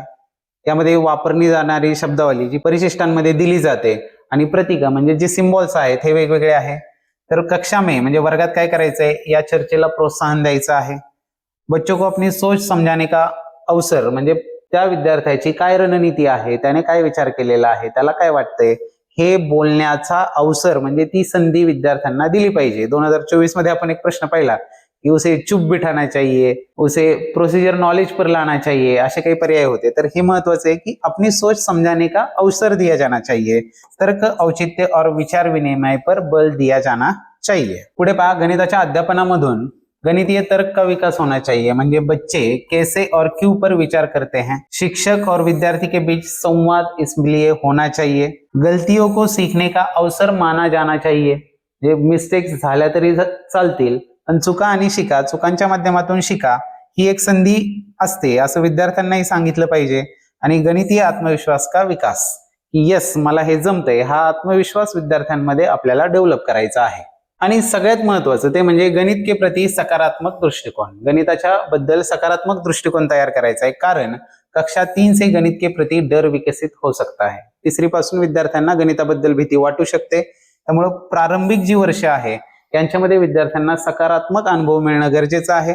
गणिताला आनंददायक बनवणं गरजेचं आहे आणि डरमुक्त वातावरण म्हणजे भीतीमुक्त वातावरणामध्ये विद्यार्थ्यांना शिकण्याची संधी दिली पाहिजे. गणिताच्या शिक्षकाचीच भीती वाटली तर विषयाची भीती आपोआप वाटायला लागते. ज्या विषयाचा शिक्षक आवडतो तो विषय देखील विद्यार्थ्यांना आवडायला लागतो. हा एक सर्वसाधारण अनुभव आहे माझा तरी गेल्या 20 वर्षांमधला. हे झालं पद्धतींविषयी. पण या प्रायमरी लेव्हलला बुनियादी स्तर पर कोणकोणते घटक शिकवले पाहिजे प्रारंभिक वर्षांमध्ये, तर संख्या आणि त्याच्याशी संबंधित असणारे घटक, त्यानंतर या बुनियादी गणितीय संक्रिया आहे म्हणजे बेरीज वजाबाकी गुणाकार भागाकार, आकृती आणि स्थानिक समज म्हणजेच परिसरामध्ये कुठे कुठे त्या आकृत्या ते आकार आपल्याला दिसत असतात. सगळ्यात महत्वाचं पॅटर्न, लहान मुलांपासून सुद्धा हे पॅटर्न शिकवले पाहिजे. कारण मी पुन्हा एकदा सांगतो तुम्हाला की अख्खं AI जे आहे आर्टिफिशियल इंटेलिजन्स हे सगळं पॅटर्नवर डिपेंड आहे आणि गणित हा विषय म्हणजेच पॅटर्न आहे. त्यामुळे या गोष्टीमध्ये साम्य काय, या गोष्टीमध्ये वेगळं काय आहे, व्हॉट नेक्स्ट, पुढे काय येऊ शकतं, हा विकास या पॅटर्नच्या माध्यमातून होतो. मापन यामध्ये अंतराचं असेल, वेळेचं मापन असेल, धारकतेचं मापन असेल हे, आणि आकडो का प्रबंधन म्हणजेच डाटा मॅनेजमेंट, माहितीचं व्यवस्थापन जे आहे ते सुद्धा या प्रायमरी स्तरापासून आपण करू शकतो. म्हणजे वस्तूंचं वर्गीकरण करणं आहे, त्या वस्तू मोजणं आहे, त्यांना सूचीबद्ध करणं आहे, या गोष्टी आपण या प्रारंभिक वर्षांपासून करू शकतो. इथपर्यंत आपण अध्यापन पद्धतीबद्दल सगळी चर्चा केली आहे. आता यामध्येच एक जो महत्वाचा सांगितलेला 4 ब्लॉक अप्रोच आहे गणिताबद्दलचा तो आपल्याला आता पाहायचा आहे की हा 4 ब्लॉक मॉडेल गणिताचं हे NCF मध्ये सांगितलेलं आहे. हे आपल्याला माहित असणं अत्यंत गरजेचं आहे. Block 1, block 2, block 3, block 4. पहिला आहे तो म्हणजे मौखिक गणित बातचीत, दुसरा आहे तो म्हणजे कौशल्य शिक्षण, तिसरा जो आहे तो म्हणजे कौशल्य अभ्यास आणि चौथा आहे तो म्हणजे गणित खेळ. तर या 4 टप्प्यांचा आपल्या तासिकेमध्ये समावेश असला पाहिजे. मग पहिलं मौखिक गणित बातचीत म्हणजे काय, गणित कविता असतील, मौखिक गणना असेल, अवधारणा, बच्चों के अनुभव. पहिल्यांदा काय करायचंय, गप्पा मारायच्यात गणिताविषयी. जो काही घटक शिकवायचा आहे त्याबद्दल मुलांशी गप्पा मारायच्या, म्हणजे बोलण्यामधून ही सुरुवात असेल. दुसरा टप्पा जो असेल तो म्हणजे प्रवीणता के सभी पहलुओं को मिलाए, कौशल्य शिक्षण. म्हणजे जो कन्सेप्ट आपल्याला प्रत्यक्ष शिकवायचा आहे तो शिकवणं, त्याच्याबद्दल चर्चा करणं, त्याच्या प्रत्यक्ष हँड्स ऑन ऍक्टिव्हिटीज करून घेणं. तिसरा जो टप्पा आहे तो म्हणजे प्रक्रियात्मक आहे, अवधारणात्मक आहे, समस्या समाधान आणि तर्क. तर ह्या कौशल्य अभ्यासासाठी आपण वर्कशीट्स देऊ शकतो, त्या सोडवायला लावू शकतो, मल्टिपल प्रॉब्लेम्स देऊ शकतो, ते सोडवायला लावू शकतो आणि त्या गोष्टींचं दृढीकरण करायचंय. आणि चौथा जो ब्लॉक आहे तो म्हणजे गणित खेळ, आणि जो शेवट आहे याच्यामध्ये प्रॉब्लेम सॉल्व्हिंग. याच्यामध्ये त्यांना त्या विषयाशी, त्या घटकाशी संबंधित कोडी असतील, विविध प्रॉब्लेम्स असतील, त्या संबंधातले खेळ असतील, या आपण घेऊ शकतो आणि त्या घटकाचं आपण चांगल्या प्रकारे दृढीकरण आणि त्या घटकामधून विद्यार्थ्यांना आनंद पण मिळवून देऊ शकतो. हे थोडं डिटेलमध्ये पुढे एक सांगितलेलं आहे. समजा एका दिवसामध्ये गणितासाठी 60 मिनिटांची वेळ निश्चित केलेली आहे, तर त्यामध्ये या ब्लॉक 1 आणि ब्लॉक 2, ब्लॉक 1 ला 5 ते 10 मिनिटं आणि ब्लॉक 2 ला 20 ते 25 मिनिटं वेळ द्यायचा आहे. ब्लॉक 1 मध्ये काय करायचंय, मौखिक गणित आहे आणि यामध्ये काय करायचंय, प्रोत्साहित करण्यासाठी आनंददायी गतिविधि के रूप में गणित को पढ़ने के लिए विद्यार्थियों को प्रोत्साहित करना है. त्यामध्ये ओपन एंडेड किंवा मोठ्या समूहामध्ये चर्चा असेल, गाणे असतील, कविता असतील, बच्चों के वास्तविक जीवन में गणित से जुड़े अनुभव असतील, अवधारणा, मौखिक गणना, तर्क, याबद्दल विद्यार्थ्यांना बोलतं करायचंय. त्या पुढचा जो ब्लॉक 2 आहे, या ब्लॉक 2 मध्ये काय आहे, संरचित शिक्षण या गतिविधियों के माध्यम से बच्चों को गणितीय कौशल्य प्राप्त करने में मदत करना. मग यामध्ये JRR, ELPS जे आपण आधी पाहिलं, समस्या समाधान पद्धति, अवधारणाओं, प्रक्रियाओं, अनुप्रयोग, रणनीतियों और तर्क के निर्माण के लिए गतिविधियों का संचालन करना. म्हणजे विद्यार्थ्यांचा तो कन्सेप्ट बिल्ड होण्यासाठी, ती संकल्पना विद्यार्थ्यांची तयार होण्यासाठीच्या ज्या काही गोष्टी आहेत प्रत्यक्ष शिकवण्याच्या, त्या या 20 ते 25 मिनिटात होणार आहे. पुढे ब्लॉक 3 आणि ब्लॉक 4 मध्ये काय येणार आहे, तर ब्लॉक 3 आणि ब्लॉक 4. ब्लॉक 3 मध्ये असणारे कौशल्यों का अभ्यास, कौशल्य अभ्यास के माध्यम से बच्चों को कौशल में प्रवीणता प्राप्त करने में मदद करना. आणि यामध्ये काय असणार आहे, मग कार्यपुस्तिकाओं या कार्यपत्रकों के माध्यम से गणित के कार्य प्रदान करना. विद्यार्थ्यांना प्रत्यक्ष मग जे शिकवलेला घटक आहे त्याचं दृढीकरण करून घेणं. यासाठी वेळ 15 मिनिटं ठरवलेला आहे.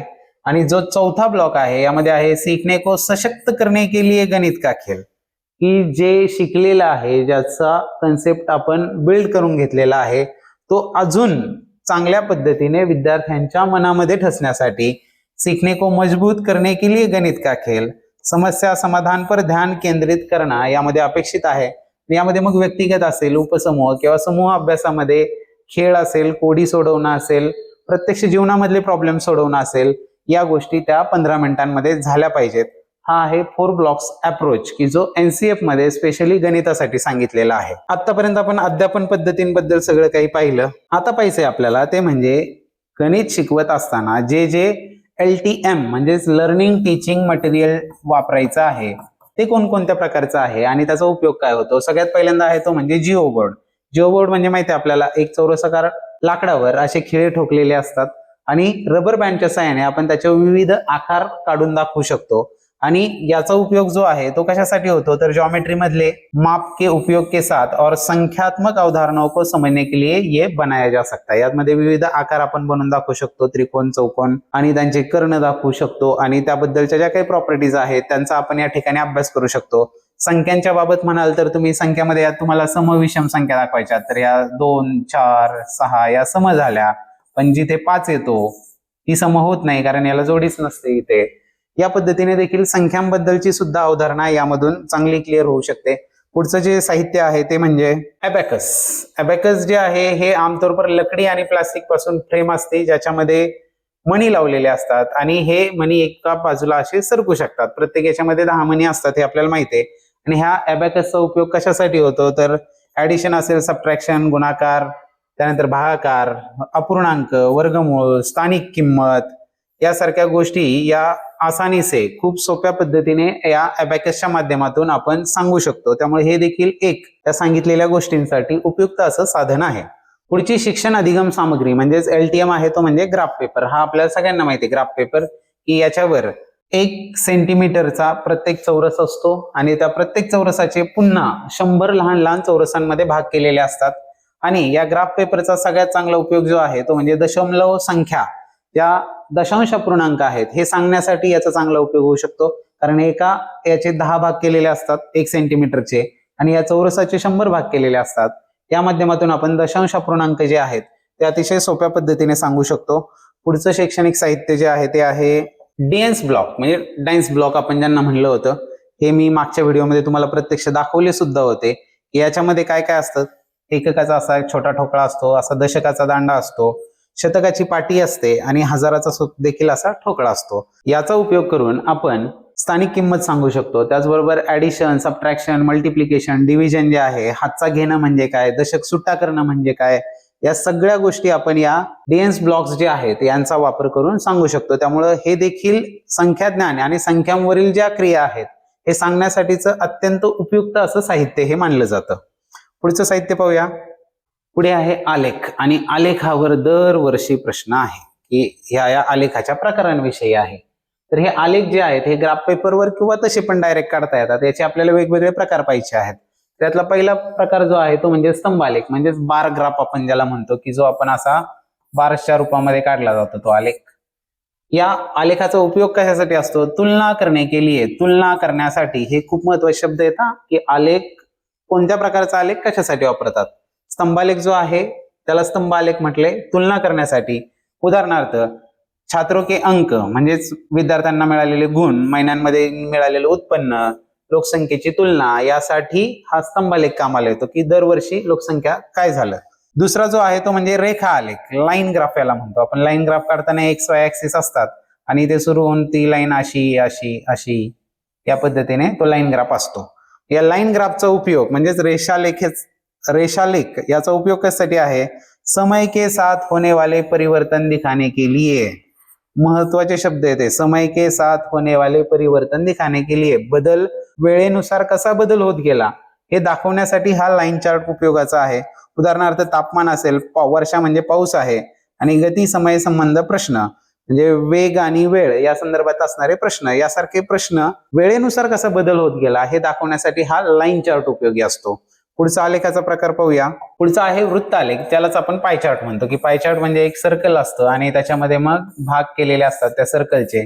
त्यामध्ये अंशात्मक मापावरून त्याचे भाग केले जातात आणि हे परत पर्सेंटेज मध्ये आपण ते दाखवू शकतो या पाय चार्ट मध्ये. त्याचा उपयोग कशासाठी होतो, प्रतिशत या अनुपात बताने के लिए. म्हणजे पर्सेंट शेकडा किती आहे हे एक्झॅक्ट या ठिकाणाहून आपल्याला कळतं की एखाद्या गोष्टीमध्ये विविध त्यातले जे उपघटक आहेत त्यांचं प्रमाण किती आहे, जसं की बजेटचं वितरण असेल, खर्च का अनुपात असेल, म्हणजे गुणोत्तर जे आहे खर्चाचं त्याची जी शेकडेवारी आहे ही आपण या आलेखाच्या माध्यमातून दाखवत असतो. आपल्याला पेपरमध्ये पण हे आलेख दिसतात. बजेट आल्यानंतर 1 रुपया कसा कसा विभागला गेलेला आहे किंवा वातावरणामध्ये असणारे गॅसेसचं प्रमाण किती किती आहे ते असं या वृत्तालेखाच्या माध्यमातून आपण सहज सांगू शकत असतो. पुढचा आहे जो चित्रालेख, ज्याला पिक्टोग्राफ म्हटले, की हा प्रायमरी क्लासेसमध्ये वापरला जातो आणि त्यामध्ये इकडे संख्या असतात. समजा इथे संख्या आहे 8 आणि त्यामध्ये एक चित्र म्हणजे 2 आहे, असं चित्रांच्या माध्यमातून जो दाखवलेला असतो त्याला चित्रालेख म्हणतात. आणि याचा उपयोग कशासाठी होतो? प्राथमिक कक्षाओं में सरल और आकर्षक प्रस्तुति के लिए. प्रायमरी जे क्लासेस आहेत त्यांच्यामध्ये या चित्रालेखाचा वापर करून आपण या गोष्टी सोप्या करून सांगू शकतो. लक्षात ठेवा, आलेखावर दरवर्षी एक प्रश्न आलेला आहे, मग हे आलेखाचे प्रकार आणि त्यांची वैशिष्ट्य व्यवस्थित समजावून घ्या. पाहूया पुढचा प्रकार आलेखाचा. अजूनही चॅनलला सबस्क्राईब केले नसेल तर चॅनल सबस्क्राईब करा, व्हिडिओला लाईक करा, आजची व्हिडिओ कशी वाटली कमेंट करा, कारण ते प्रोत्साहन असणार आहे माझ्यासाठी पुढची व्हिडिओ बनवायला. पुढचा आलेखाचा प्रकार पाहूया. पुढचा आलेखाचा प्रकार आहे तो म्हणजे फ्लो चार्ट, प्रवाह आलेख. तर हा फ्लो चार्ट आपण मॅथमॅटिक्स मध्ये कमी वापरतो, पण प्रक्रिया समझ जाने के लिए गणितीय हल की प्रक्रिया, वैज्ञानिक प्रयोग, की हा फ्लो चार्ट म्हणजे कसा असतो की यामध्ये एक अमुक अमुक कृती करा, ती झाल्यानंतर काय करा, ती पुढची कृती, की ज्यामध्ये क्रियांचा क्रम सांगितलेला असतो. इथं जर समजा तुमचं उत्तर होय आलं किंवा उत्तर नाही आलं तर पुढे काय करा आणि मग तिथून परत पुढे पुढे प्रोसेस चालू होते. हा जो चार्ट आहे कि किसी प्रक्रिया के क्रमिक चरणों को तीरों और बॉक्स की सहायता से दर्शाया जाता है. आणि याचा उपयोग कशासाठी होतो की गणितीय हल की प्रक्रिया असतील, वैज्ञानिक प्रयोग असतील, कॉम्प्युटर असेल, याच्यामध्ये या फ्लो चार्टचा वापर केला जातो. पुढचा आहे तो म्हणजे अवधारणा आलेख, म्हणजे संकल्पना मानचित्र म्हणजेच कन्सेप्ट मॅप. तर हा कन्सेप्ट मॅप म्हणजे काय असतो? कन्सेप्ट मॅप मध्ये सुरुवातीला एक बेसिक कन्सेप्ट असते. जसं की कन्सेप्ट आपण बेसिक जर घेतली तर समजा घेतली त्रिकोण. तर त्रिकोण ही बेसिक जर कन्सेप्ट असेल तर मग या त्रिकोणाशी संदर्भित असणारे काय काय शिरोबिंदू आहेत, बाजू आहेत, त्यानंतर त्रिकोणाचे कोणावरून पडणारे प्रकार आहेत, त्रिकोणाची बाजूवरून पडणारे प्रकार आहेत, त्रिकोणाचे गुणधर्म आहेत, अशा त्याच्याशी रिलेटेड ज्या ज्या कन्सेप्ट आहेत या कन्सेप्टचा जो केलेला असतो त्याला कन्सेप्ट मॅप म्हणतात. मुख्य विषय और उससे जुड़े विचारों का आपसी संबंध इसमें दिखाया जाता है. आणि याचा उपयोग कशासाठी होतो? किसी अध्याय की संकल्पनाएं समझने, दोहराने और स्मरण के लिए. तर हे जे कन्सेप्ट मॅप्स आहेत हे कन्सेप्ट एकमेकांना जोडण्यासाठी अत्यंत उपयुक्त, अभ्यास करताना सुद्धा उपयुक्त असे असणारे कन्सेप्ट मॅप आहेत. शेवटचा आहे तालिका आलेख म्हणजे टॅब्युलर चार्ट. यामध्ये आंकड़ों को पंक्तियों और स्तंभों में व्यवस्थित किया जाता है. म्हणजे कॉलम्स आणि रोज मध्ये ही एक तालिका, असा एक टेबल दिलेला असतो, त्यालाच टॅब्युलर चार्ट म्हणतो आपण. आंकड़ों का विश्लेषण और तुलना करने में या आलेखाचा उपयोग होत असतो. चला पाहूया पुढे. आणि आता शेवटी पाहणार आहोत ज्यामितीय विचार का वॅन हिले सिद्धांत. तर हे वॅन हिले नाव हे लक्षात ठेवा, कारण यांनी मुलं जॉमेट्री म्हणजे भूमिती कोणत्या स्तरांनी शिकतात त्याचे 5 स्तर सांगितलेले आहेत. आणि या 5 स्तरांची विशेषता अशी आहे की याची सुरुवात शून्यापासून होते. 0 स्तर, पहिला स्तर, दुसरा स्तर, तिसरा स्तर आणि चौथा स्तर. आणि या स्तरांवर आधारित प्रश्न विचारले जातात. जो बेसिक स्तर आहे त्याला दृश्य स्तर म्हणजेच व्हिज्युअलायझेशन, इंग्लिश शब्द लक्षात ठेवा ते अधिक सोपे आहेत. पहिला जो मानलेला आहे तो म्हणजे विश्लेषण, अनालिसिस. तिसरा जो आहे तो म्हणजे अनौपचारिक निगमन म्हणजे इनफॉर्मल डिडक्शन, यालाच रिलेशनशिप असं सुद्धा म्हटलेलं आहे. पुढचा आहे औपचारिक निगमन म्हणजेच फॉर्मल डिडक्शन. आणि शेवटचा जो आहे त्यालाच रिगर, अमूर्त स्तर किंवा यालाच दृढता असं सुद्धा नाव आहे, किंवा याला इंग्लिशमध्येच ॲक्झिओमॅटिक असं पण नाव आहे. ॲक्झिओमॅटिक ही नावं लक्षात असू द्या. आता यामध्ये पहिला जो दृश्य स्तर आहे तर यामध्ये काय केलं जातं? आकार के आधार पर आकृतियों का वर्णन करते हैं. म्हणजे परिसरामध्ये त्रिकोण कुठे दिसतोय, चौकोन कुठे दिसतोय, फक्त त्याचा एकंदरीत आकार कसा आहे त्याच्यावरून त्या आकृतींचं वर्णन केलं जातं. जो पहिला स्तर आहे की ज्याला आपण विश्लेषण, अनालिसिस म्हटलं, यामध्ये काय आहे? आकृतियों का वर्णन उनके गुणों के आधार पर करता है. त्यांच्या गुणांच्या आधारावर, म्हणजे त्याला 4 बाजू आहेत, त्याच्या 4ही बाजू समान लांबीच्या आहेत, म्हणजेच हा काय आहे? समभुज चौकोन आहे. याचे 4ही कोण काटकोन आहेत म्हणजे हा काय आहे? चौरस आहे. हे त्या आकृत्यांचे जे गुण आहेत त्यांच्यावरून आकृतींचं वर्णन करायला लागतो. पुढचा जो स्तर आहे तो म्हणजे औपचारिक निगमन, इनफॉर्मल डिडक्शन, त्यालाच आपण रिलेशनशिप म्हटलेलं आहे. ते 2 आकृत्यांच्या मध्ये रिलेशन तयार करण्यासाठी तो विद्यार्थी प्रयत्न करायला लागतो. म्हणजेच गुणों के महत्व को पहचानता है और उनके बीच संबंध जो छात्रों को तार्किक रूप से सहायता करते हैं, यामध्ये आकृतियों के गुणों का क्रम इनका विचार किया जाता है। म्हणजे आयत आणि चौरस या दोघांमध्ये कोणते समान गुणधर्म आहेत किंवा समांतरभुज चौकोन, आयताच्या समोरासमोरील बाजू ह्या एकमेकींना समांतर असतात, म्हणजेच आयत हा एक समांतरभुज चौकोन आहे। हे काय केलं, समांतरभुज चौकोन आणि आयत या दोघांमधलं रिलेशनचा या ठिकाणी विचार केला। म्हणजे असा जो विद्यार्थी आहे तो कोणत्या स्तरावर असणार आहे, स्तर क्रमांक 2 इनफॉर्मल डिडक्शन किंवा त्यालाच रिलेशनशिप असं सुद्धा आपण म्हणतो। त्याच्या पुढचा जो स्तर आहे तो म्हणजे औपचारिक निगमन फॉर्मल डिडक्शन। तर यामध्ये तार्किक तर्क क्षमता प्राप्त करता है और प्रमेयों को सिद्ध करता है निगमनात्मक रूप से। यामध्ये प्रत्यक्ष फॉर्म्युले बनवायला विद्यार्थी सुरुवात करतो। म्हणजे चौरसाची परिमिती काढायची असेल तर काय करावं लागेल, 4 गुणिले बाजू करावं लागेल। आयताचं क्षेत्रफळ काढायचं असेल तर काय करावं लागेल, लांबी गुणिले रुंदी करावी लागेल। प्रत्यक्ष प्रमेय सिद्ध करायला लागतो, म्हणजे चौरसाचे कर्ण परस्परांना काटकोनामध्ये दुभागतात यासारखे प्रमेय जे आहेत ते सिद्ध करायला या स्तरावर आल्यावर विद्यार्थी सुरुवात करतात। शेवटचा आणि चौथा जो स्तर आहे तो म्हणजे रिगर, त्यालाच ॲक्झिओमॅटिक असं सुद्धा नाव आहे, त्यालाच दृढता असं सुद्धा नाव आहे। आणि या स्तरावर विद्यार्थी काय करतो तर अमूर्त पातळीवरचा विचार करायला लागतो। म्हणजे या सगळ्या आकारांचा उपयोग करून तो काही नवीन आकार तयार करायला लागतो, नवीन आकृत्या तयार करायला लागतो। मिक्स आकृत्यांच्या मधून सुद्धा तो त्या अनियमित आकाराचं क्षेत्रफळ सुद्धा त्या ठिकाणी काढायला लागतो आणि एक नवीन संशोधनाच्या लेवलला जाऊन पोहोचलेला असतो।